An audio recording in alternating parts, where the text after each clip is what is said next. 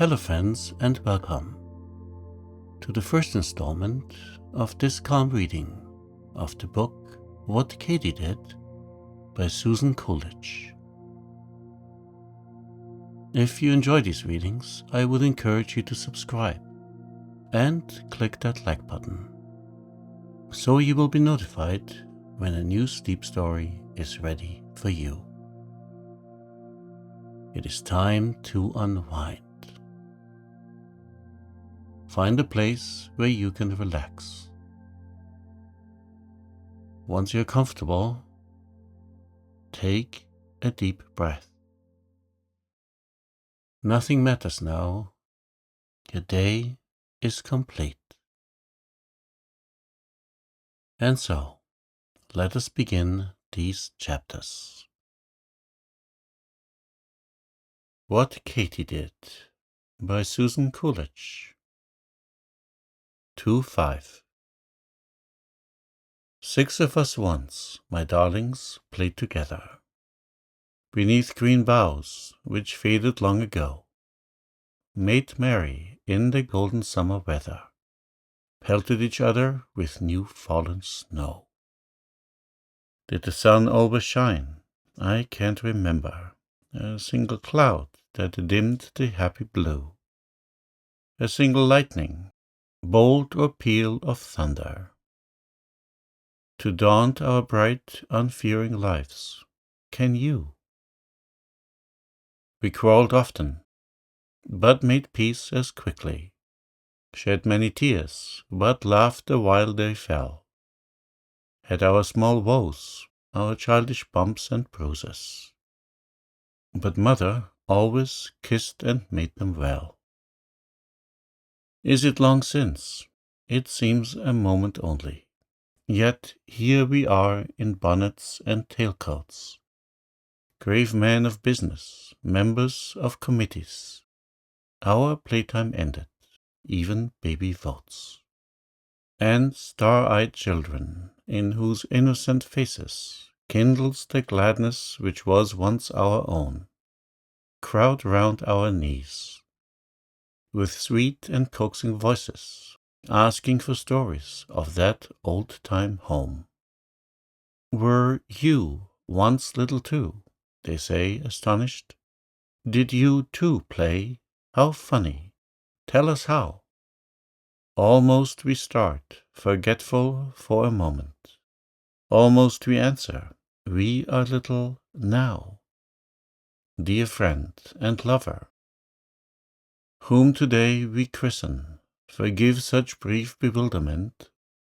Thy true and kindly hand we hold, we own thee fairest. But our yesterday was precious too. So, darlings, take this little childish story, in which some gleams of the old sunshine play, and, as with careless hands, you turn the pages, look back and smile, as here I smile today. Chapter 1. The Little Cars. I was sitting in the meadows one day, not long ago, at a place where there was a small brook. It was a hot day. The sky was very blue, and white clouds, like great swans, went floating over it to and fro. Just opposite me was a clump of green rushes, with dark velvety spikes, and among them one single tall red cardinal flower, which was bending over the brook, as if to see its own beautiful face in the water. But the cardinal did not seem to be vain. The picture was so pretty that I sat a long time enjoying it.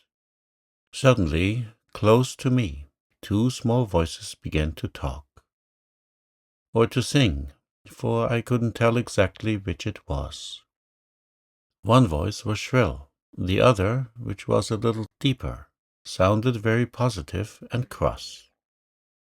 They were evidently disputing about something, for they said the same words over and over again. These were the words.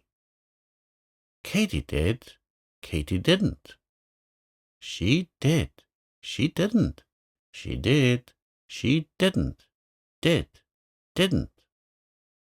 I think they must have repeated them at least 100 times. I got up from my seat to see if I could find the speakers, and sure enough, there on one of the cat-tail bulrushes I spied 2 tiny pale green creatures. Their eyes seemed to be weak, for they both wore black goggles. They had 6 legs apiece, 2 short ones, 2 not so short, and 2 very long. These last legs had joints like the springs to buggy tops, and as I watched, they began walking up the rush, and then I saw that they moved exactly like an old-fashioned gig. In fact, if I hadn't been too big, I think I should have heard them creak as they went along. They didn't say anything so long as I was there.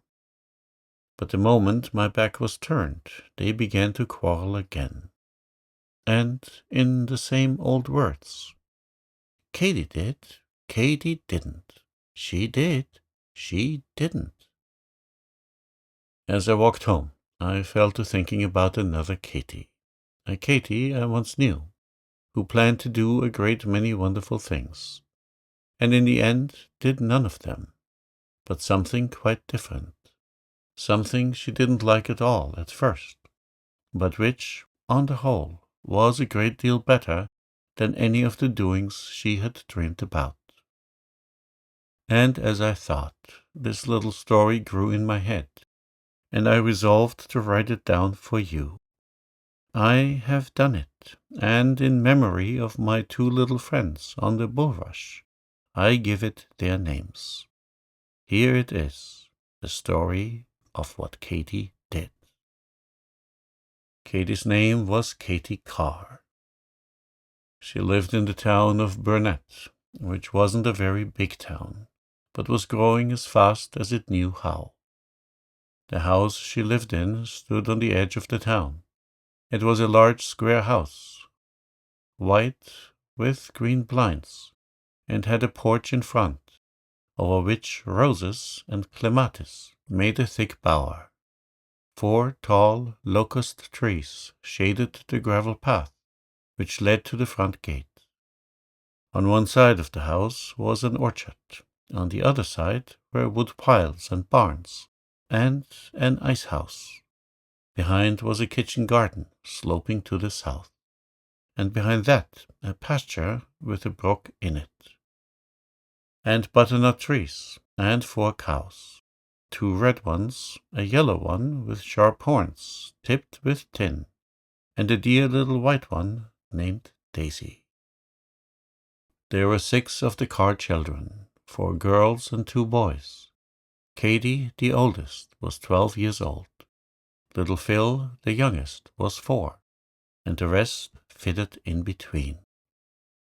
Dr. Carr, their papa, was a dear, kind, busy man, who was away from home all day, and sometimes all night too, taking care of sick people. The children hadn't any mamma. She had died when Phil was a baby, 4 years before my story began. Katy could remember her pretty well. To the rest she was but a sad, sweet name, spoken on Sunday, and at prayer times, or when Papa was especially gentle and solemn. In place of this mamma, whom they recollected so dimly, there was Aunt Izzy, Papa's sister, who came to take care of them when mamma went away on that long journey, from which, for so many months, the little ones kept hoping she might return. Aunt Izzy was a small woman, sharp-faced and thin, rather old-looking, and very neat and particular about everything. She meant to be kind to the children, but they puzzled her much, because they were not a bit like herself when she was a child. Aunt Izzy had been a gentle, tidy little thing, who loved to sit, as Curlylocks did, sewing long seams in the parlor, and to have her head patted by older people, and be told that she was a good girl. Whereas Katy tore her dress every day, hated sewing, and didn't care a button about being called good, while Clover and Elsie shied off like restless ponies when anyone tried to pat their heads. It was very perplexing to Aunt Izzie, and she found it hard to quite forgive the children for being so unaccountable, and so little like the good boys and girls in Sunday school memoirs, who were the young people she liked best and understood most about. Then Dr. Carr was another person who worried her. He wished to have the children hardy and bold, and encouraged climbing and rough plays, in spite of the bumps and ragged clothes which resulted. In fact, there was just 1/2 hour of the day when Aunt Izzie was really satisfied about her charges, and that was the 1/2 hour before breakfast, when she had made a law that they were all to sit in their little chairs and learn the Bible verse for the day. At this time she looked at them with pleased eyes. They were all so spick and span, with such nicely brushed jackets and such neatly combed hair. But the moment the bell rang, her comfort was over. From that time on, they were what she called not fit to be seen. The neighbors pitied her very much.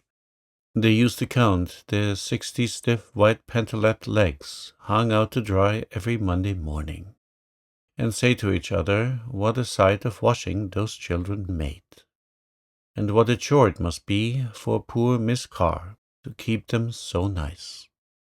But poor Miss Carr didn't think them at all nice. That was the worst of it. Clover, go upstairs and wash your hands. Dorry, pick your hat off the floor and hang it on the nail. Not that nail, the third nail from the corner. These were the kind of things Aunt Izzie was saying all day long. The children minded her pretty well, but they didn't exactly love her, I fear.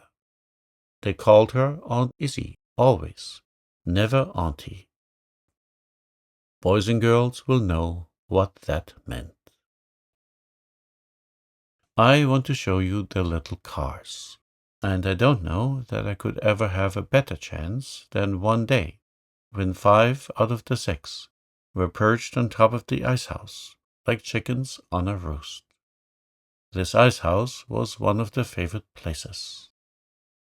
It was only a low roof set over a hole in the ground, and as it stood in the middle of the side yard, it always seemed to the children that the shortest road to every place was up one of those slopes and down the other.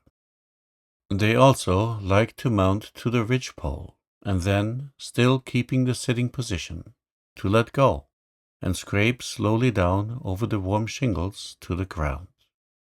It was bad for their shoes and trousers, of course, but what of that? Shoes and trousers and clothes generally were Aunt Izzie's affair. Theirs was to slide and enjoy themselves.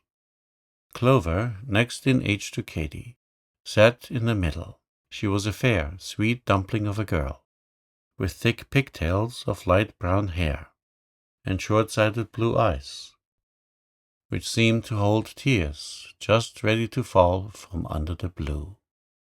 Really, Clover was the jolliest little thing in the world.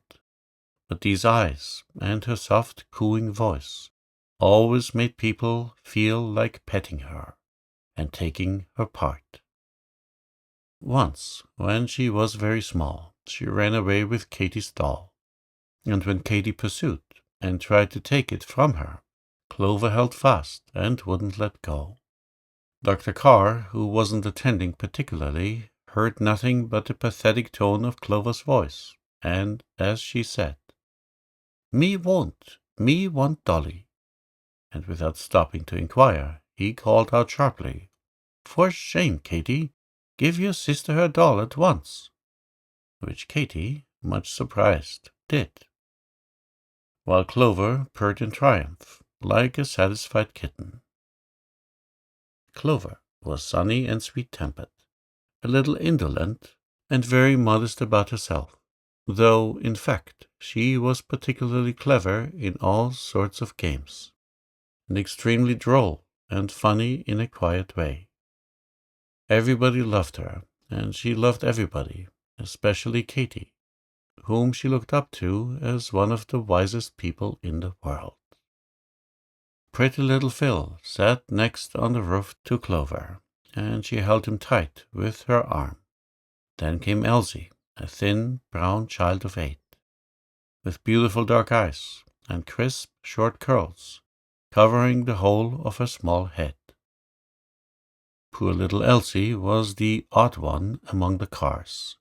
She didn't seem to belong exactly to either the older or the younger children.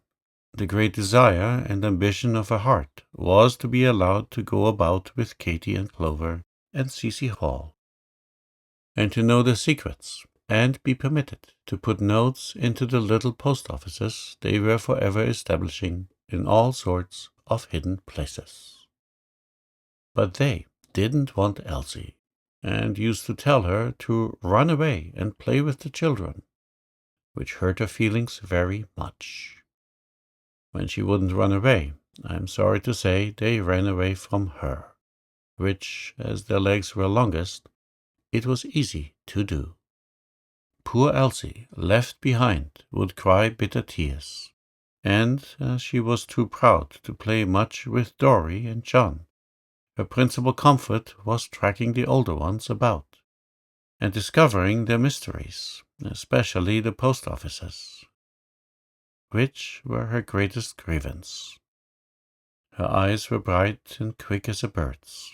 She would peep and peer, and follow and watch, till at last, in some odd, unlikely place, the crotch of a tree, the middle of an asparagus bed, or perhaps on the very top step of the scuttle ladder, she spied a little paper box with its load of notes, all ending with, "Be sure and not let Elsie know." Then she would seize the box, and marching up to wherever the others were, she would throw it down, saying defiantly, "There's your old post office," but feeling all the time just like crying. Poor little Elsie. In almost every big family there is one of these unmated left-out children. Katy, who had the finest plans in the world for being heroic and of use, never saw, as she drifted on her heedless way, that here, in this lonely little sister, was the very chance she wanted for being a comfort to somebody who needed comfort very much. She never saw it, and Elsie's heavy heart went uncheered. Dory and Joanna sat on the two ends of the ridgepole. Dory was 6 years old, a pale, pudgy boy, with rather a solemn face, and smears of molasses on the sleeves of his jacket. Joanna, whom the children called John and Johnny, was a square, splendid child, a year younger than Dory. She had big, brave eyes, and a wide, rosy mouth, which always looked ready to laugh. These two were great friends, though Dory seemed like a girl who had got into boys' clothes by mistake, and Johnny like a boy who, in a fit of fun, had borrowed his sister's frock. And now, as they all sat there chattering and giggling, the window above opened. A glad shriek was heard, and Katy's head appeared. In her hand she held a heap of stockings, which she waved triumphantly. "Hooray!" she cried. "All done, and Aunt Izzy says we may go. Are you tired out waiting? I couldn't help it, the holes were so big and took so long. Hurry up, Clover, and get the things. Cecy and I will be down in a minute." The children jumped up gladly and slid down the roof. Clover fetched a couple of baskets from the woodshed. Elsie ran for her kitten.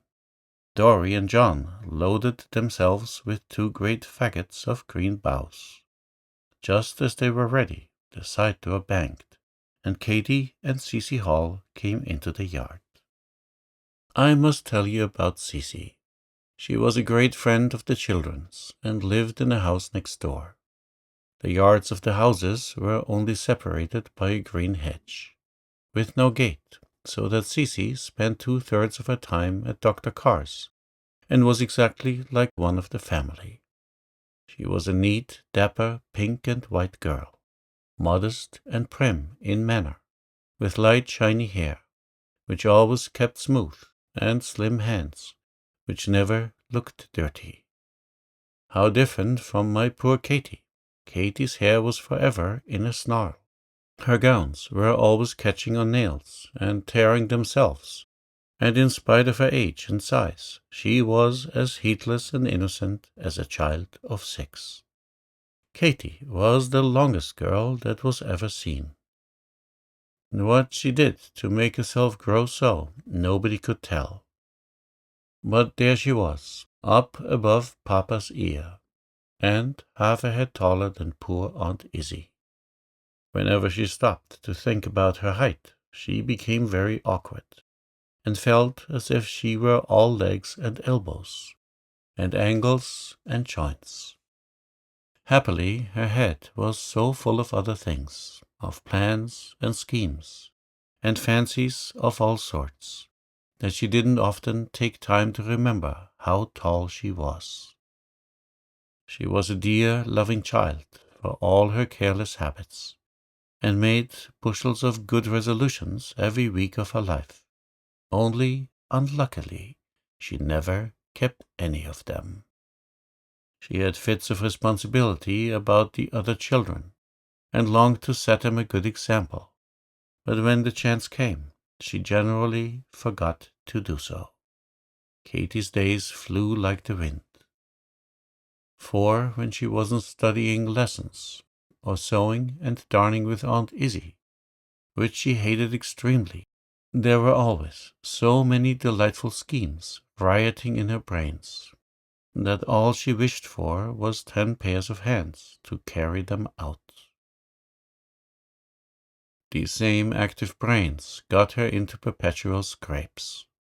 She was fond of building castles in the air, and dreaming out the time when something she had done could make her famous, so that everybody would hear of her, and want to know her. I don't think she had made up her mind what this wonderful thing was to be. But while thinking about it, she often forgot to learn a lesson, or to lace her boots, and then she had a bad mark, or a scolding from Aunt Izzy. At such times she consoled herself with planning how, by and by, she would be beautiful and beloved, and amiable as an angel. A great deal was to happen to Katy before that time came. Her eyes, which were black, were to turn blue, her nose was to lengthen and straighten, and her mouth, quite too large at present to suit the part of a heroine, was to be made over into a sort of rosy button. Meantime, and until these charming changes should take place, Katy forgot her features as much as she could. Though still, I think, the person on earth whom she most envied was that lady on the outside of the Tresopherus bottles with the wonderful hair which sweeps the ground. Chapter 2. Paradise. The place to which the children were going was a sort of marshy thicket at the bottom of a field near the house. It was a big thicket, but it looking big, because the trees and bushes grew so closely that you could not see just where it ended.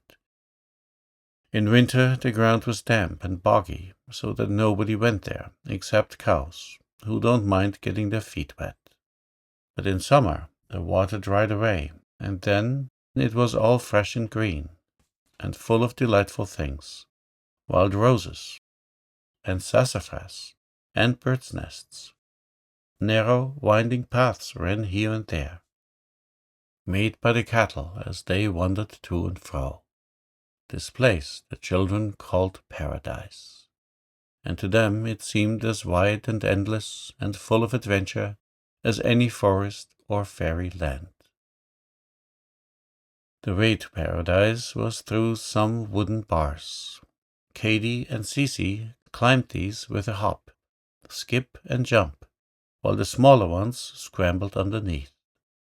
Once past the bars, they were fairly in the field, and, with one consent, they all began to run till they reached the entrance of the wood. Then they halted, with a queer look of hesitation on their faces. It was always an exciting occasion to go to Paradise for the first time after the long winter. Who knew what the fairies might not have done since any of them had been there to see? "Which path shall we go in by?" asked Clover at last. "Suppose we vote," said Katy. "I say by the Pilgrim's Path and the Hill of Difficulty." "So do I," chimed in Clover, who always agreed with Katy. "The Path of Peace is nice," suggested Cece. No, we want to go by Sassafras Path," cried John and Dory. However, Katy, as usual, had her way. It was agreed that they should first try Pilgrim's Path, and afterward make a thorough exploration of the whole of their little kingdom, and see all that had happened since last they were there. So in they marched, Katy and Cece heading the procession, and Dory, with his great trailing bunch of boughs, bringing up the rear. "Oh, there is the dear rosary, all safe," cried the children as they reached the top of the Hill of Difficulty, and came upon a tall stump, out of the middle of which waved a wild rose bush, budded over with fresh green leaves. This rosary was a fascinating thing to their minds. They were always inventing stories about it, and were in constant terror lest some hungry cow should take a fancy to the rosebush and eat it up. "Yes," said Katy, stroking a leaf with her finger. "It was in great danger one night last winter, but it escaped." "Oh, how? Tell us about it," cried the others, for Katy's stories were famous in the family. "It was Christmas Eve," continued Katy in a mysterious tone. "The fairy of the rosary was quite sick. She had taken a dreadful cold in her head, and the poplar tree fairy, just over there, told her that sassafras tea is good for colds. So she made a large acorn cup full, and then cuddled herself in where the wood looks so black and soft, and fell asleep. In the middle of the night, when she was snoring soundly, there was a noise in the forest, and a dreadful black bull with fiery eyes galloped up. He saw our poor Rosy Posy, and opening his big mouth, he was just going to bite her in two. But at that minute a little fat man, with a wand in his hand, popped out from behind the stump. It was Santa Claus, of course. He gave the bull such a rap with his wand that he mooed dreadfully, and then put up his forepaw to see if his nose was on or not. He found it was, but it hurt him so that he mooed again, and galloped off as fast as he could into the woods. Then Santa Claus waked up the fairy, and told her that if she didn't take better care of Rosy Posy, he should put some other fairy into her place, and set her to keep guard over a prickly, scratchy blackberry bush. "Is there really any fairy?" asked Dory, who had listened to this narrative with open mouth. "Of course," answered Katy. Then, bending down toward Dory, she added in a voice intended to be of wonderful sweetness, "I am a fairy, Dory." "Pshaw," was Dory's reply. "You're a giraffe. Pa said so." The path of peace got its name because of its darkness and coolness. High bushes almost met over it, and trees kept it shady, even in the middle of the day. A sort of white flower grew there, which the children called polypods, because they didn't know the real name. They stayed a long while picking bunches of these flowers, and then John and Dory had to grub up an armful of sassafras roots, so that before they had fairly gone through Toadstool Avenue, Rabbit Hollow, and the rest, the sun was just over their heads, and it was noon. "I'm getting hungry," said Dory. "Oh, no, Dory, you mustn't be hungry till the bower is ready," cried the little girls, alarmed, for Dory was apt to be disconsolate if he was kept waiting for his meals. So they made haste to build the bower. It did not take long, being composed of boughs hung over skipping ropes, which were tied to the very poplar tree where the fairy lived, who had recommended sassafras tea to the fairy of the rose. When it was done, they all cuddled in underneath. It was a very small bower, just big enough to hold them, and the baskets, and the kitten. I don't think there would have been room for anybody else, not even another kitten. Katy, who sat in the middle, untied and lifted the lid of the largest basket, while all the rest peeped eagerly to see what was inside. First came a great many ginger cakes. These were carefully laid on the grass to keep till wanted. Buttered biscuit came next, 3 apiece, with slices of cold lamb laid in between, and last of all were a dozen hard-boiled eggs, and a layer of thick bread and butter, sandwiched with corned beef.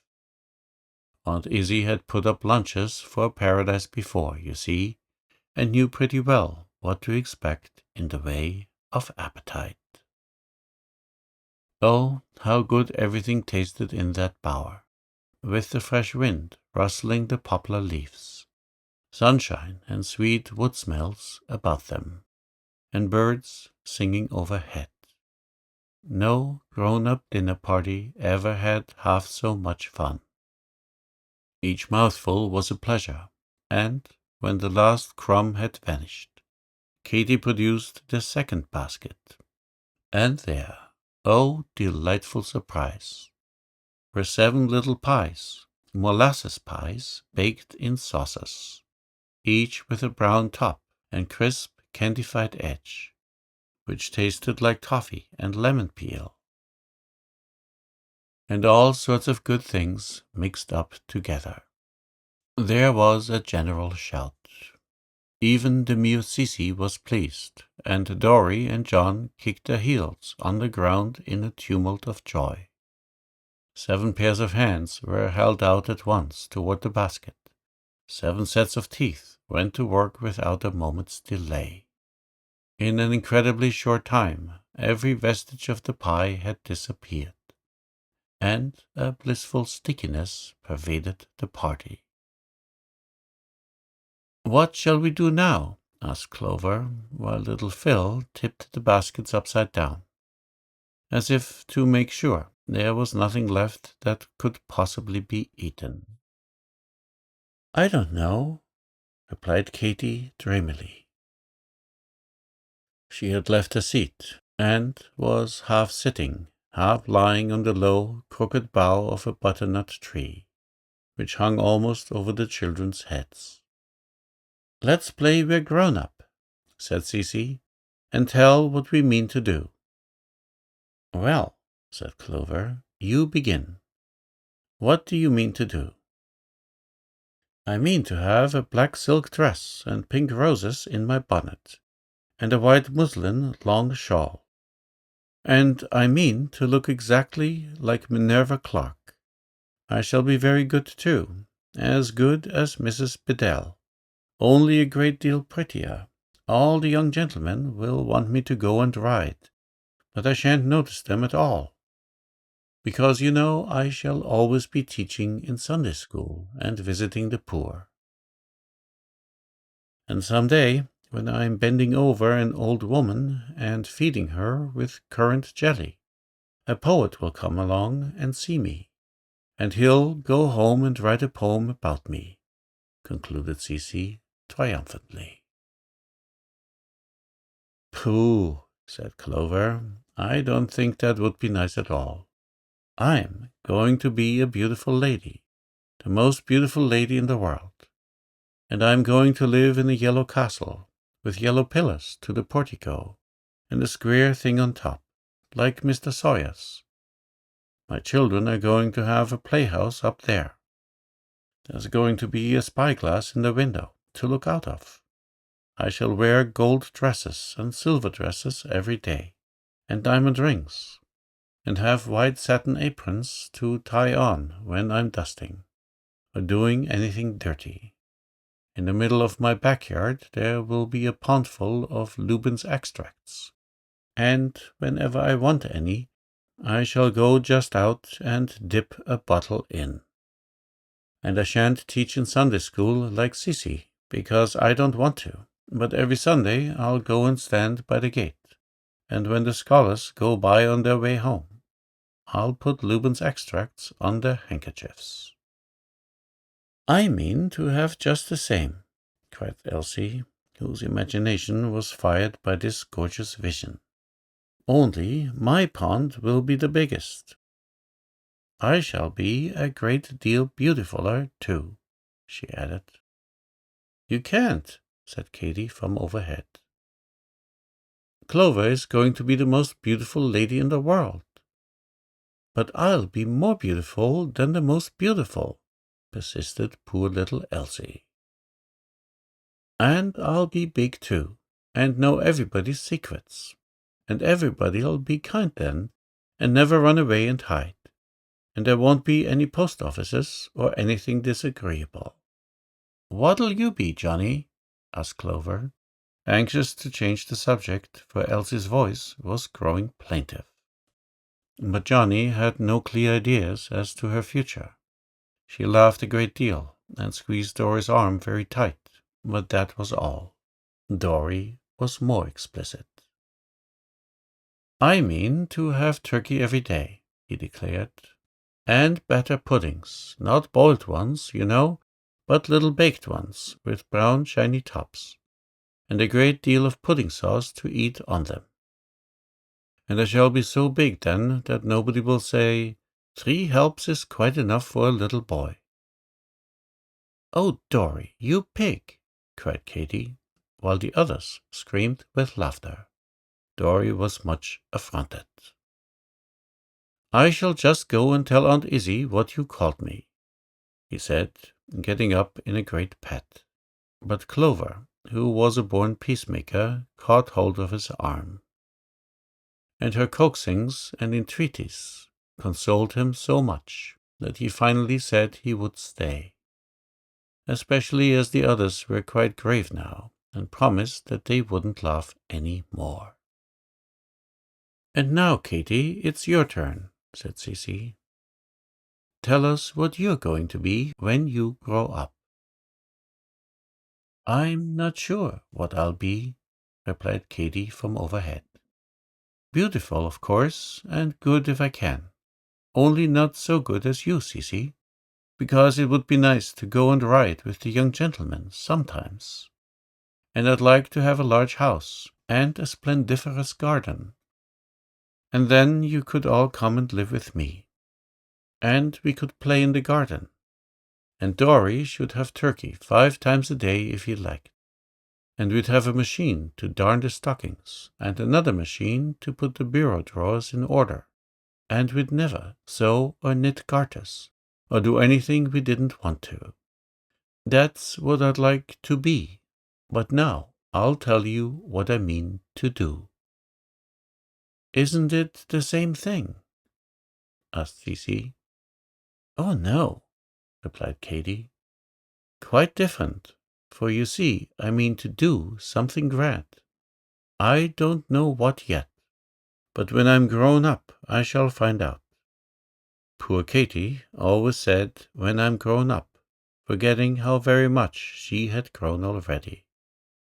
Perhaps, she went on, it will be rowing out in boats and saving people's lives, like that little girl in the book.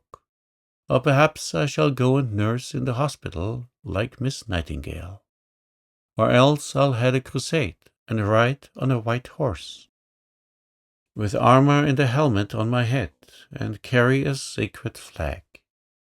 Or if I don't do that, I'll paint pictures, or sing, or sculpt. What is it? You know, make figures in marble. Anyhow, it shall be something. And when Aunt Izzy sees it, and reads about me in the newspaper, she will say, "The dear child, I always knew she would turn out an ornament to the family."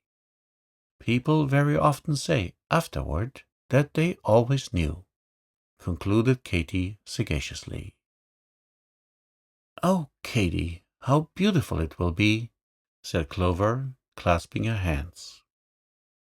Clover believed in Katy as she did in the Bible. I don't believe the newspapers would be so silly as to print things about you, Katy Carr, put in Elsie vindictively.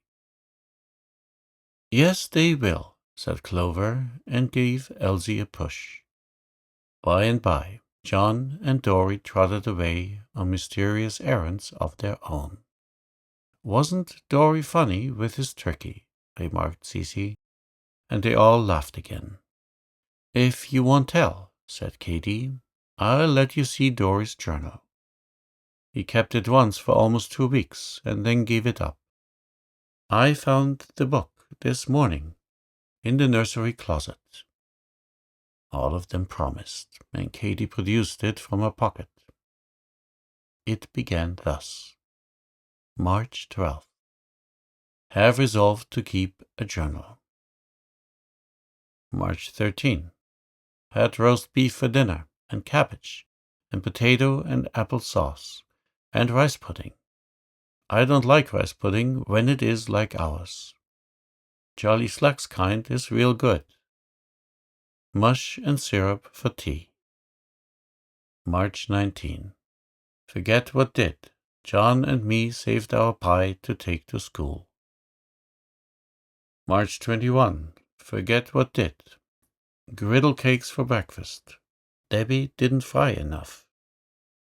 March 24. This Sunday, corned beef for dinner. Studied my Bible lesson. Aunt Izzy said I was greedy. Have resolved not to think so much about things to eat. Wish I was a better boy. Nothing particular for tea. March 25. Forget what did. March 27. Forget what did. March 29. Played. March 31. Forget what did. April 1st.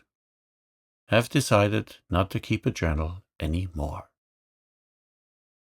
Here ended the extracts, and it seemed as if only a minute had passed since they stopped laughing over them, before the long shadows began to fall, and Mary came to say that all of them must come in to get ready for tea.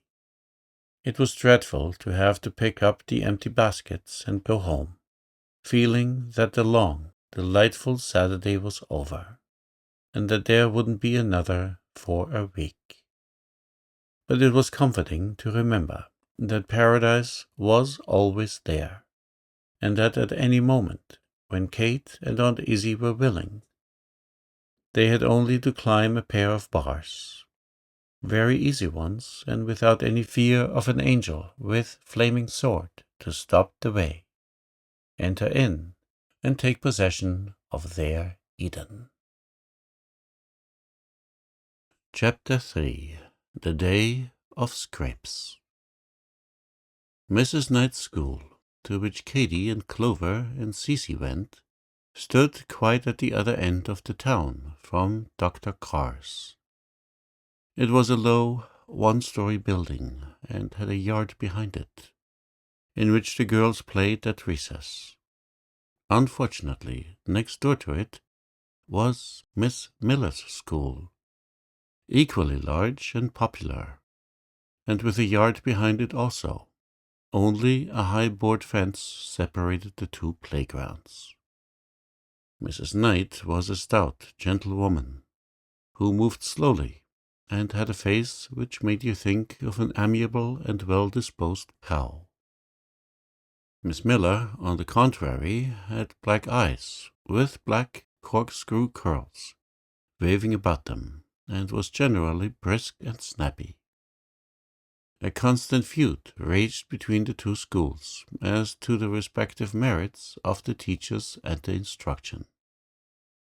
The Knight girls, for some unknown reason, considered themselves genteel, and the Miller girls vulgar, and took no pains to conceal this opinion, while the Miller girls, on the other hand, retaliated by being as aggravating as they knew how.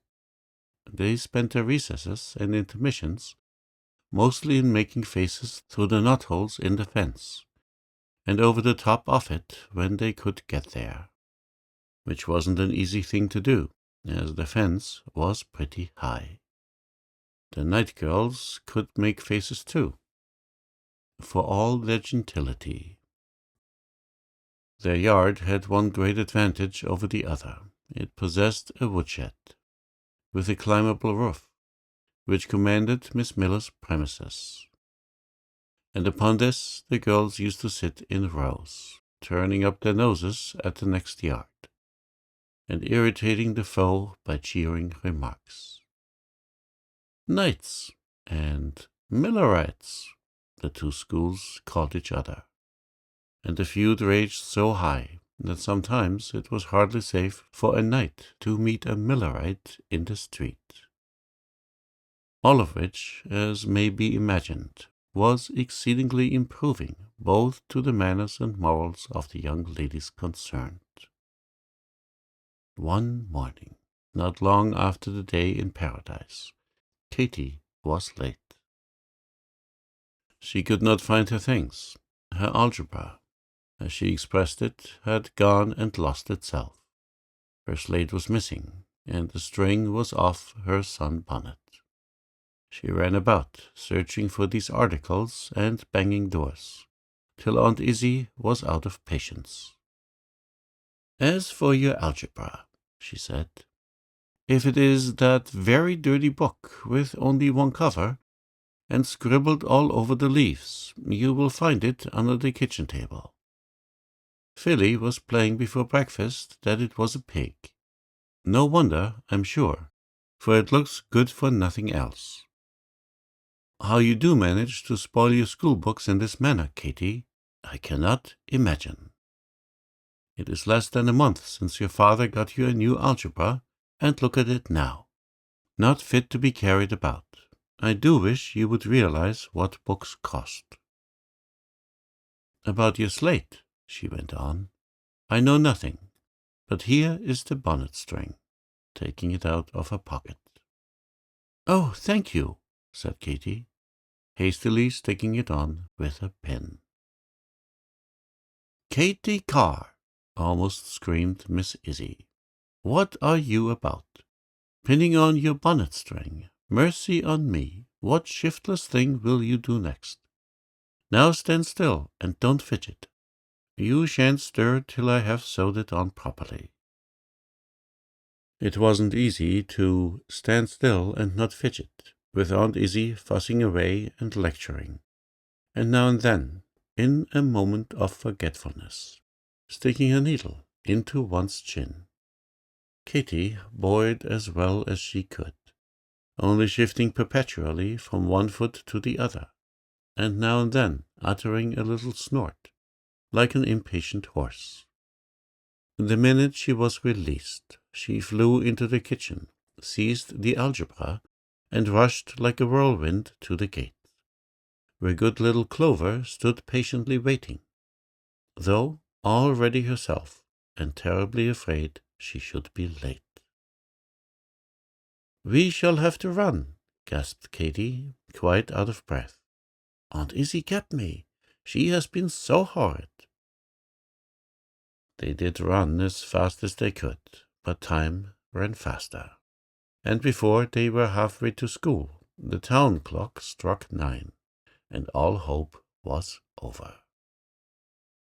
This vexed Katy very much, for, though often late, she was always eager to be early. "There," she said, stopping short. "I shall just tell Aunt Izzy that it was her fault. It is too bad." And she marched into school in a very cross mood. A day begun in this manner is pretty sure to end badly, as most of us know. All the morning through, things seemed to go wrong. Katy missed twice in her grammar lesson, and lost her place in the class. Her hand shook so when she copied her composition that the writing, not good at best, turned out almost illegible, so that Mrs. Knight said it must all be done over again. This made Katy crosser than ever, and almost before she thought, she had whispered to Clover, "How hateful!" And then, when just before recess, all who had communicated were requested to stand up, her conscience gave such a twinge that she was forced to get up with the rest, and see a black mark put against her name on the list. The tears came into her eyes from vexation, and for fear the other girls would notice them, she made a bolt for the yard as soon as the bell rang, and mounted up all alone to the woodhouse roof, where she sat with her back to the school, fighting with her eyes, and trying to get her face in order before the rest should come. Miss Miller's clock was about 4 minutes slower than Mrs. Knight's, so the next playground was empty. It was a warm, breezy day, and as Katy sat here, suddenly a gust of wind came, and seized her sunbonnet, which was only half tied on, whirled it across the roof. She clutched after it as it flew, but too late. Once, twice, thrice it flapped, then it disappeared over the edge, and Katy, flying after, saw it lying a crumpled lilac heap in the very middle of the enemy's yard. This was horrible. Not merely losing the bonnet, for Katy was comfortably indifferent as to what became of her clothes, but to lose it so. In another minute the Miller's girls would be out. Already she seemed to see them dancing war dances round the unfortunate bonnet, pinning it on a pole, using it as a football, waving it over the fence. Was it to be endured? Never. Better die first. And with very much the feeling of a person who faces destruction rather than forfeit honor, Katy set her teeth, and sliding rapidly down the roof, seized the fence, and with one bold leap vaulted into Miss Miller's yard. Just then the recess bell tinkled, and a little Millerite who sat by the window, and who, for 2 seconds, had been dying to give the exciting information, squeaked out to the others, "There's Katy Carr in our backyard." Out poured the Millerites, big and little. Their wrath and indignation at this daring invasion cannot be described. With a howl of fury, they precipitated themselves upon Katy, but she was quick as they, and holding the rescued bonnet in her hand, was already halfway up the fence. There are moments when it is a fine thing to be tall. On this occasion, Katy's long legs and arms served her an excellent turn. Nothing but a daddy longlegs ever climbed so fast or so wildly as she did now. In 1 second she had gained the top of the fence, Just as she went over, a Millerite seized her by the last foot and almost dragged her boot off. Almost, not quite, thanks to the stout thread with which Aunt Izzy had sewed on the buttons. With a frantic kick, Katy released herself and had satisfaction of seeing her assailant go head over heels backward, while, with a shriek of triumph and fright, she herself plunged headlong into the midst of a group of knights. They were listening with open mouths to the uproar, and now stood transfixed at the astonishing spectacle of one of their number, absolutely returning alive from the camp of the enemy. I cannot tell you what a commotion ensued. The knights were beside themselves with pride and triumph. Katy was kissed and hugged, and made to tell her story over and over again, while rows of exulting girls sat on the woodhouse roof to crow over the discomfited Millerites. And when later the foe rallied and began to retort over the fence, Clover, armed with a tack hammer, was lifted up in the arms of one of the tall girls to rap the intruding knuckles as they appeared on the top. This she did with such goodwill that the Millerites were glad to drop down again and mutter vengeance at a safe distance. Altogether it was a great day for the school, a day to be remembered. As time went on, Katy, what with the excitement of her adventure, and of being praised and petted by the big girls, grew perfectly reckless, and hardly knew what she said or did. A good many of the scholars lived too far from school to go home at noon, and were in the habit of bringing their lunches in baskets, and staying all day. Katy and Clover were of this number. This noon, after the dinners were eaten, it was proposed that they should play something in the schoolroom, and Katy's unlucky star put it on her head to invent a new game, which she called the Game of Rivers. It was played in the following manner. Each girl took the name of a river and laid out for herself an appointed path through the room, winding among the desks and benches, and making a low, roaring sound to imitate the noise of water. Cece was the Platte, Marian Brooks, a tall girl, the Mississippi, Alice Blair, the Ohio, Clover, the Penobscot, and so on. They were instructed to run into each other once in a while, because, as Katy said, rivers do. As for Katy herself, she was Father Ocean, and, growling horribly, raged up and down the platform where Mrs. Knight usually sat.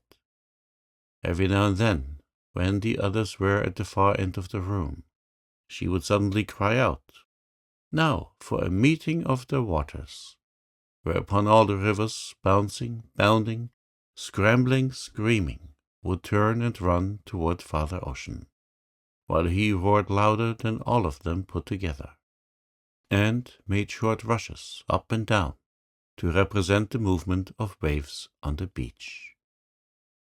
Such a noise as this beautiful game made was never heard in the town of Burnett before or since.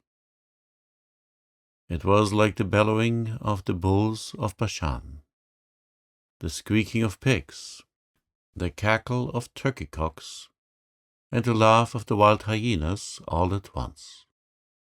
And, in addition, there was a great banging of furniture and scraping of many feet on an uncarpeted floor.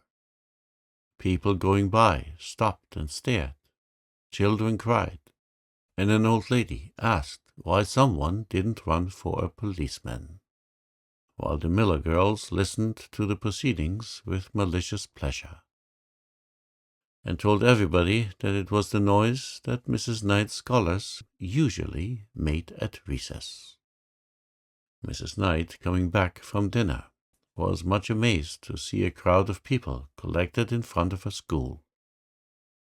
As she drew near, the sounds reached her, and then she became really frightened, for she thought somebody was being murdered on the premises. Hurrying in, she threw open the door, and there, to her dismay, was the whole room in a frightful state of confusion and uproar. Chairs flung down, desks upset, ink streaming on the floor, while in the midst of the ruin the frantic rivers raced and screamed. And old Father Ocean, with a face as red as fire, capered like a lunatic on the platform.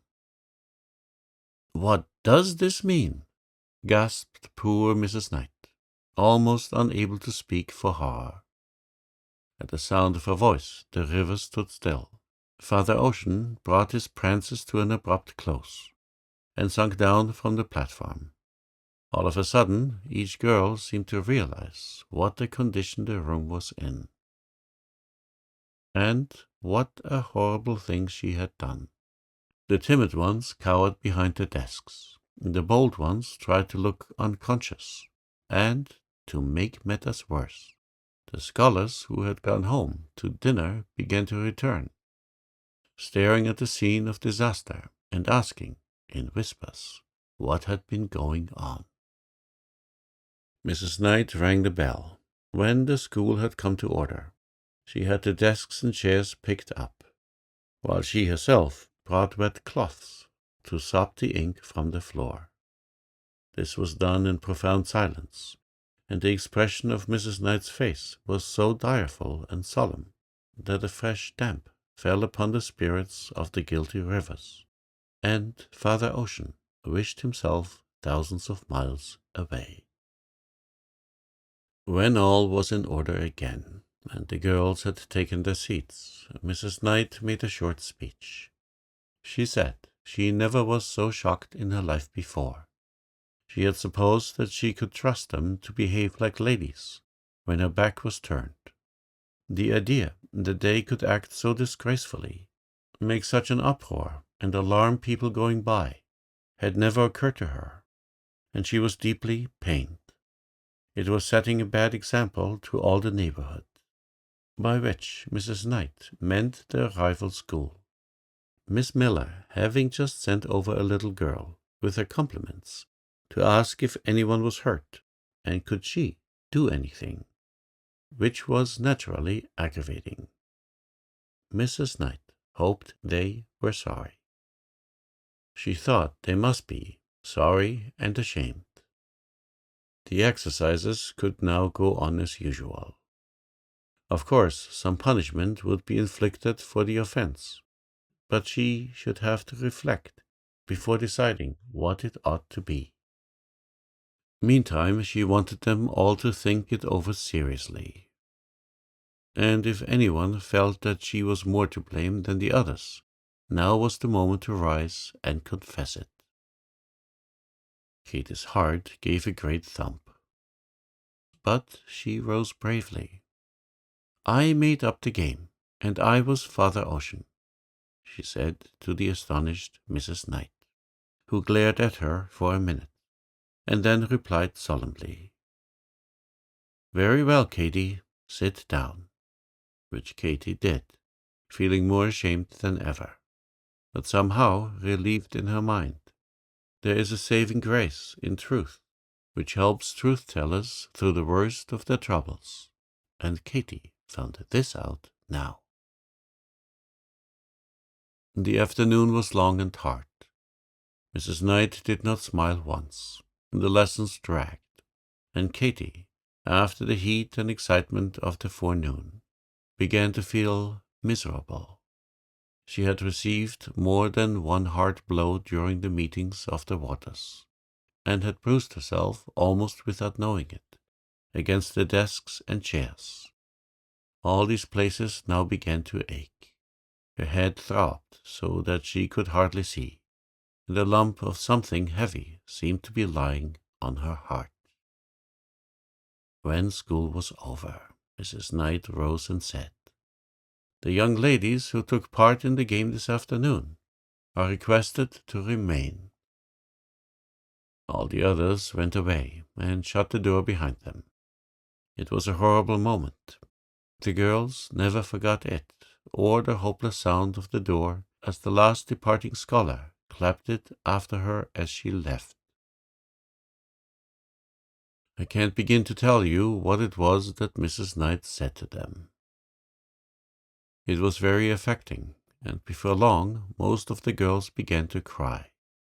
The penalty for their offense was announced to be the loss of recess for 3 weeks. But that wasn't half so bad as seeing Mrs. Knight so religious and afflicted, as Cece told her mother afterward. One by one, the sobbing sinners departed from the schoolroom. When most of them were gone, Mrs. Knight called Katy up to the platform and said a few words to her specially. She was not really severe, but Katy was too penitent and worn out to bear much, and before long was weeping like a waterspout, or like the ocean she had pretended to be. At this, tender-hearted Mrs. Knight was so much affected that she let her off at once, and even kissed her in token of forgiveness, which made poor Ocean sob harder than ever. All the way home she sobbed, faithful little Clover running along by her side in great distress, begging her to stop crying and trying in vain to hold up the fragments of her dress, which was torn in at least a dozen places. Katy could not stop crying, and it was fortunate that Aunt Izzie happened to be out, and that the only person who saw her in this piteous plight was Mary, the nurse, who doted on the children, and was always ready to help them out of their troubles. On this occasion she petted and cosseted Katy exactly as if it had been Johnny or little Phil. She took her on her lap, bathed her hot head, brushed the hair, put arnica on the bruises, and produced a clean frock, so that by tea-time the poor child, except for her red eyes, looked like herself again, and Aunt Izzie didn't notice anything unusual. For a wonder, Dr. Carr was at home that evening. It was always a great treat to the children when this happened, and Katy thought herself happy when, after the little ones had gone to bed, she got Papa to herself and told him the whole story. "Papa," she said, sitting on his knee, which, big girl as she was, she liked very much to do, "what is the reason that makes some days so lucky and other days so unlucky? Now today began all wrong, and everything that happened in it was wrong. And on other days I begin right, and all goes right, straight through. If Aunt Izzie hadn't kept me in the morning, I shouldn't have lost my mark, and then I shouldn't have been cross, and then, perhaps, I shouldn't have got in my other scrapes. But what made Aunt Izzie keep you, Katy?" "To sew on the string of my bonnet, Papa." "But how did it happen that the string was off?" "Well," said Katy reluctantly, "I'm afraid that was my fault, for it came off on Tuesday, and I didn't fasten it on. So you see, we must go back of Aunt Izzie for the beginning of this unlucky day of yours, childie. Did you ever hear the old saying about, 'For the want of a nail, the shoe was lost'?" "No, never." "Tell it to me," cried Katy, who loved stories as well as when she was 3 years old. So Dr. Carr repeated. "For the want of a nail, the shoe was lost. For the want of a shoe, the horse was lost. For the want of a horse, the rider was lost. For the want of a rider, the battle was lost. For the want of a battle, the kingdom was lost. And all for the want of a horseshoe nail." "Oh, Papa," exclaimed Katy, giving him a great hug as she got off his knee, "I see what you mean. Who would have thought such a little speck of a thing as not sewing on my string could make a difference?" But I don't believe I shall get in any more scrapes, for I shan't ever forget, for the want of a nail the shoe was lost. Chapter 4 KIKERI. But I am sorry to say that my poor, thoughtless Katy did forget, and did get into another scrape, and that no later than the very next Monday. Monday was apt to be rather a stormy day at the Cars. There was the big wash to be done, and Aunt Izzie always seemed a little harder to please, and the servants a good deal crosser than on common days. But I think it was also, in part, the fault of the children, who, after the quiet of Sunday, were specially frisky and uproarious, and readier than usual for all sorts of mischief. To Clover and Elsie, Sunday seemed to begin at Saturday's bedtime, when their hair was wet and screwed up in papers, that it might curl next day. Elsie's waved naturally, so Aunt Izzie didn't think it necessary to pin her papers very tight. But Clover's thick, straight locks required to be pinched hard before they would give even the least twirl, and to her Saturday night was one of misery. She would lie tossing and turning and trying first one side of her head and then the other, but whichever way she placed herself, the hard knobs and the pins stuck out and hurt her.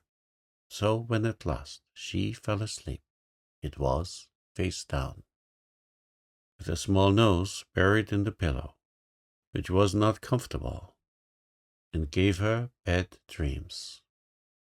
In consequence of these sufferings, Clover hated curls, and when she made up stories for the younger children, they always commenced, "The hair of the beautiful princess was as straight as a yardstick, and she never did it up in papers. Never."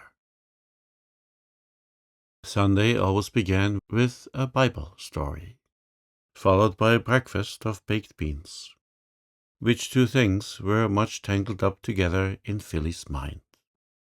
After breakfast, the children studied their Sunday school lessons, and then the big carryall came round, and they drove to church, which was a good mile off. It was a large, old-fashioned church, with galleries and long pews, with high red-cushioned seats. The choir sat at the end, behind a low green curtain, which slipped from side to side on rods. When the sermon began, they would draw the curtain aside and show themselves, all ready to listen. But the rest of the time they kept it shut. Katy always guessed that they must be having good times behind the green curtain, eating orange peel, perhaps, or reading the Sunday school books, and she often wished she might sit up there among them.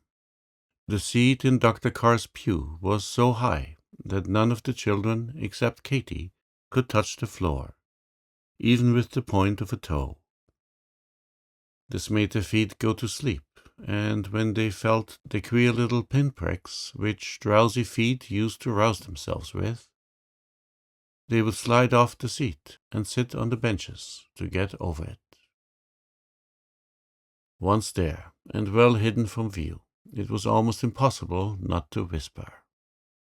Aunt Izzie would frown and shake her head, but it did little good, especially as Phil and Dorry were sleeping with their heads on her lap, and it took both her hands to keep them from rolling off into the bottom of the pew. When good old Dr. Stone said, "Finally, my brethren," she would begin waking them up. It was hard work sometimes, but generally she succeeded, so that during the last hymn, the two stood together on the seat, quite brisk and refreshed, sharing a hymn book, and making believe to sing like the older people. After church came Sunday school, which the children liked very much, and then they went home to dinner, which was always the same on Sunday: cold corned beef, baked potatoes, and rice pudding. They did not go to church in the afternoon unless they wished, but were pounced upon by Katy instead. and forced to listen to the reading of the Sunday Visitor, a religious paper of which she was the editor. This paper was partly written, partly printed, on a large sheet of foolscap, in lead pencil, with Sunday Visitor in the middle of it.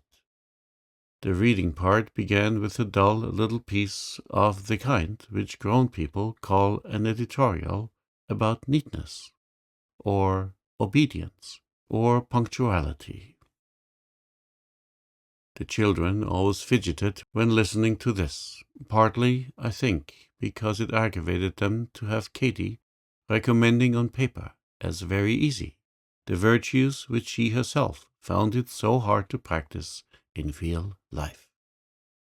Next came anecdotes about dogs and elephants and snakes, taken from the natural history book, and not very interesting, because the audience knew them by heart already. A hymn or two followed, or a string of original verses, and, last of all, a chapter of Little Maria and her sisters, a dreadful tale in which Katy drew so much moral and made such personal allusions to the faults of the rest that it was almost more than they could bear. In fact, there had just been a nursery rebellion on the subject. You must know that, for some weeks back, Katy had been too lazy to prepare any fresh Sunday visitors, and so had forced the children to sit in a row and listen to the back numbers, which she read aloud from the very beginning. Little Maria sounded much worse when taken in these large doses, and Clover and Elsie, combining for once, made up their minds to endure it no longer. So, watching their chance, they carried off the whole edition and poked it into the kitchen fire, where they watched it burn with a mixture of fear and delight, which it was comical to witness. They dared not confess the deed, but it was impossible not to look conscious when Katy was flying about and rummaging after her lost treasure, and she suspected them, and was very irritated in consequence. The evenings of Sunday were always spent in repeating hymns to Papa and Aunt Izzy. This was fun, for they all took turns, and there was quite a scramble as to who should secure the favorites, such as "The West hath shut its gate of gold," and "Go when the morning shineth." On the whole, Sunday was a sweet and pleasant day, and the children thought so. But from its being so much quieter than other days, they always got up on Monday full of life and mischief, and ready to fizz over at any minute, like champagne bottles with the wires just cut. This particular Monday was rainy, so there couldn't be any outdoor play, which was the usual vent for over-high spirits. The little ones, cooped up in the nursery all the afternoon, had grown perfectly riotous. Philly was not quite well, and had been taking medicine. The medicine was called Elixir Pro. It was a great favorite with Aunt Izzy, who kept a bottle of it always on hand. The bottle was large and black, with a paper label tied round its neck, and the children shuddered at the sight of it. After Phil had stopped roaring and spluttering, and play had begun again, the dolls, as was only natural, were taken ill also, and so was KIKERI, John's little yellow chair, which she always pretended was a doll too. She kept an old apron tied on his back, and generally took him to bed with her. Not into bed, that would have been troublesome, but close by, tied to the bedpost. Now, as she told the others, KIKERI was very sick indeed. He must have some medicine, just like Philly. "Give him some water," suggested Dorry. "No," said John, decidedly. "It must be black and out of a bottle, or it won't do any good." After thinking a moment, she trotted quietly across the passage into Aunt Izzie's room. Nobody was there, but John knew where the elixir Pro was kept, in the closet on the third shelf. She pulled one of the drawers out a little, climbed up, and reached it down. The children were enchanted when she marched back, the bottle in one hand, the cork in the other, and proceeded to pour a liberal dose onto Pikery's wooden seat, which John called his lap. "There, there, my poor boy," she said, patting his shoulder, his arm. "Swallow it down. It'll do you good." Just then Aunt Izzie came in, and to her dismay saw a long trickle of something dark and sticky running down onto the carpet. It was Pikery's medicine, which he had refused to swallow. "What is that?" she asked sharply. "My baby is sick," faltered John, displaying the guilty bottle. Aunt Izzie rapped her over the head with a thimble, and told her that she was a very naughty child, whereupon Johnny pouted and cried a little. Aunt Izzie wiped up the slop, and taking away the elixir, retired with it to her closet, saying that she never knew anything like it. It was always so on Mondays. What further pranks were played in the nursery that day, I cannot pretend to tell. But late in the afternoon, a dreadful screaming was heard, and when people rushed from all parts of the house to see what was the matter, behold, the nursery door was locked, and nobody could get in. Aunt Izzie called through the keyhole to have it opened, but the roars were so loud that it was long before she could get an answer. At last, Elsie, sobbing violently, explained that Dory had locked the door, and now the key wouldn't turn, and they couldn't open it. Would they have to stay there always and starve? "Of course you won't, you foolish child," exclaimed Aunt Izzie.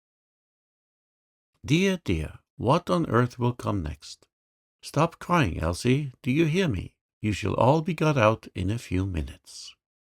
And sure enough, the next thing came a rattling of the blinds, and there was Alexander, the hired man, standing outside on a tall ladder and nodding his head at the children. The little ones forgot their fright. They flew to open the window, and frisked and jumped about Alexander as he climbed in and unlocked the door. It struck them as being such a fine thing to be let out in this way, that Dory began to rather plume himself for fastening them in.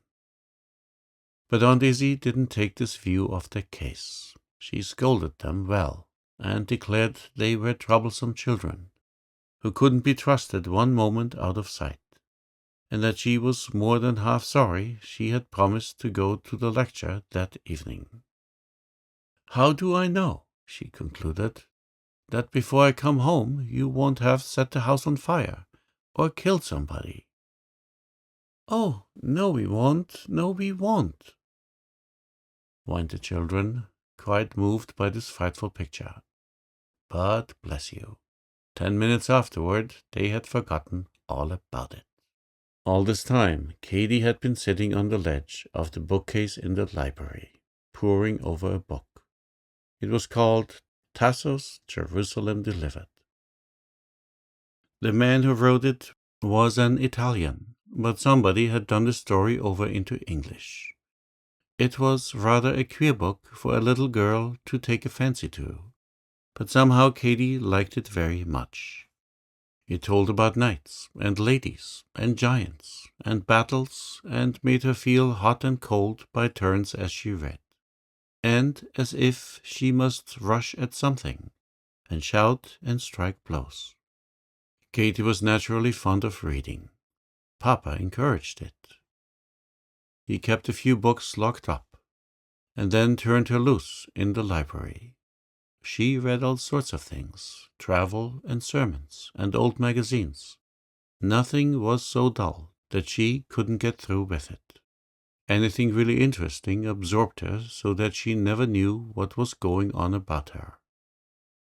The little girls to whose houses she went visiting had found this out, and always hid away their storybooks when she was expected to tea.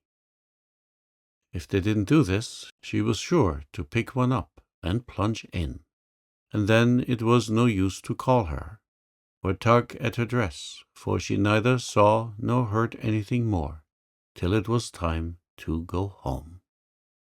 This afternoon she read the Jerusalem till it was too dark to see any more. On her way upstairs she met Aunt Izzy with bonnet and shawl on.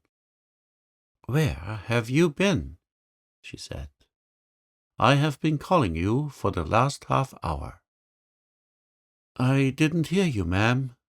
"But where were you?" persisted Miss Izzy. "In the library, reading," replied Katy. Her aunt gave a sort of sniff, but she knew Katy's ways, and said no more. "I'm going out to drink tea with Mrs. Hall and attend the evening lecture," she went on. "Be sure that Clover gets her lesson, and if Cecy comes over as usual, you must send her home early. All of you must be in bed by 9. "Yes'm," said Katy, but I fear she was not attending much, but thinking in her secret soul how jolly it was to have Aunt Izzy go out for once. Miss Carr was very faithful to her duties. She seldom left the children, even for an evening. So, whenever she did, they felt a certain sense of novelty and freedom, which was dangerous as well as pleasant. Still, I am sure that on this occasion Katy meant no mischief. Like all the excitable people, she seldom did mean to do wrong. She just did it when it came into her head. Supper passed off successfully, and all might have gone well had it not been that, after the lessons were learned and Cecy had come in, they fell to talking about KIKERI. KIKERI was a game which had been very popular with them a year before. They had invented it themselves, and chosen for it this queer name out of an old fairy story. It was a sort of mixture of blindman's buff and tag. Only, instead of anyone's eye being bandaged, they all played in the dark.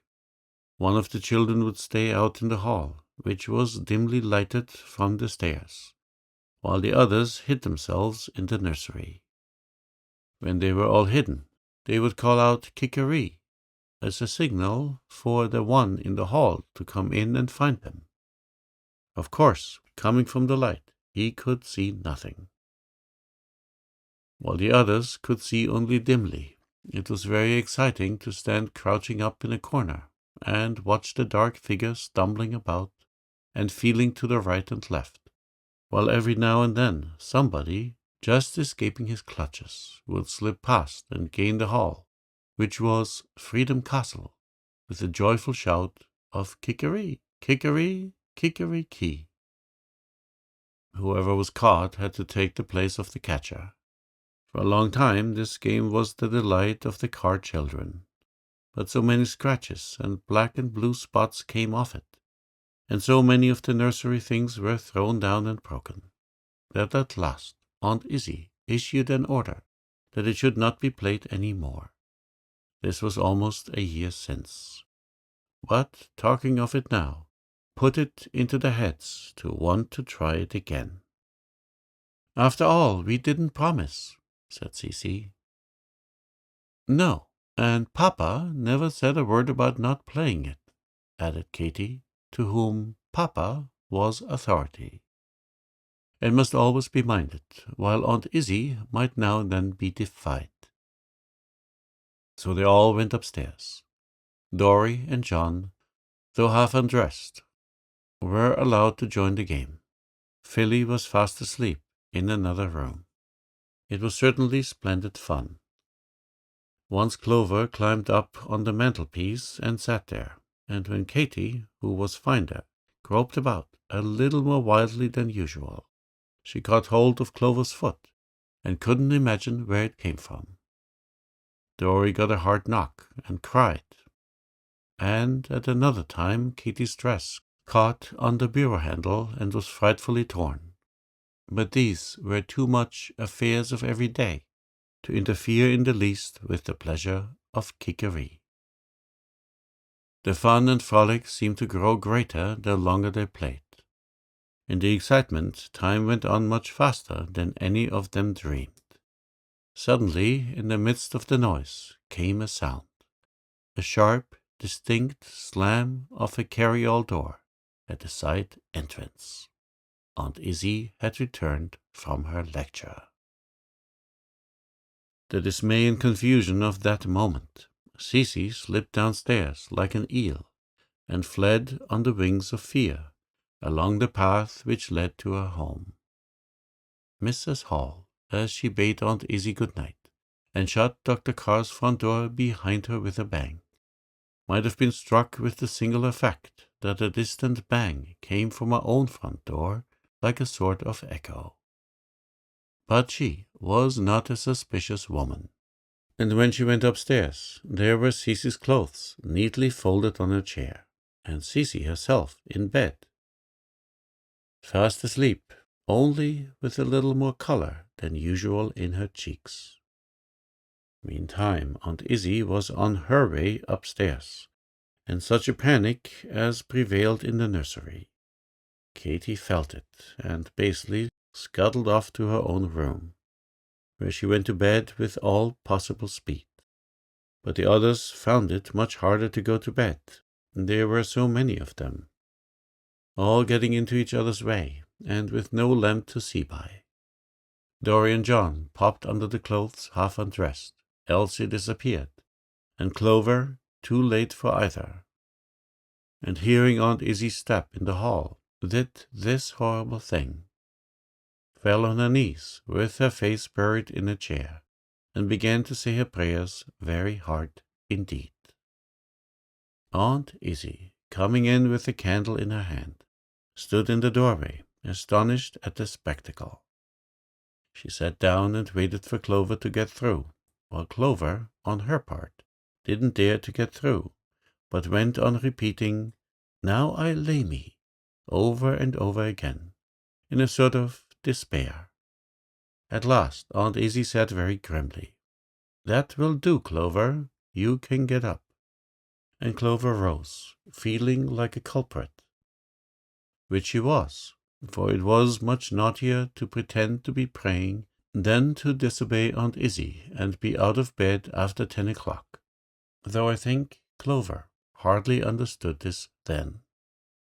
Aunt Izzy at once began to undress her, and while doing so asked so many questions that before long she had got at the truth of the whole matter. She gave Clover a sharp scolding, and leaving her to wash her tearful face, she went to the bed where John and Dory lay, fast asleep, and snoring as conspicuously as they knew how. Something strange in the appearance of the bed made her look more closely. She lifted the clothes, and there, sure enough, they were, half dressed, and with their school boots on. Such a shake as Aunt Izzy gave the little scamps at this discovery would have roused a couple of dormice. Much against their will, John and Dory were forced to wake up and be slapped and scolded and made ready for bed, Aunt Izzy standing over them all the while like a dragon. She had just tucked them warmly in when for the first time she missed Elsie. "Where is poor little Elsie?" she exclaimed. "In bed?" said Clover meekly. "In bed?" repeated Aunt Izzy, much amazed. Then, stooping down, she gave a vigorous pull. The trundle bed came into view, and sure enough, there was Elsie, in full dress, shoes and all, but so fast asleep that not all Aunt Izzy's shakes and pinches and calls were able to rouse her. Her clothes were taken off, her boots unlaced, her nightgown put on, but through it all Elsie slept, and she was the only one of the children who did not get the scolding she deserved that dreadful night. Katy did not even pretend to be asleep when Aunt Izzy went to her room. Her tardy conscience had waked up, and she was lying in bed, very miserable at having drawn the others into a scrape as well as herself, and at the failure of her last set of resolutions about setting an example to the younger ones. So unhappy was she that Aunt Izzy's severe words were almost a relief. And though she cried herself to sleep, it was rather from the burden of her own thoughts than because she had been scolded. She cried even harder the next day, for Dr. Carr talked to her more seriously than he had ever done before. He reminded her of the time when her mamma died, and of how she said Katy must be a mamma to the little ones when she grows up. And he asked her if she didn't think the time was come for beginning to take this dear place towards the children. Poor Katy! She sobbed as if her heart would break at this. And though she made no promises, I think she was never quite so thoughtless again after that day. As for the rest, Papa called them together and made them distinctly understand that KIKERI was never to be played any more. It was so solemn that Papa forbade any games, however boisterous, that this order really made an impression on the unruly brood, and they never have played KIKERI again from that day to this.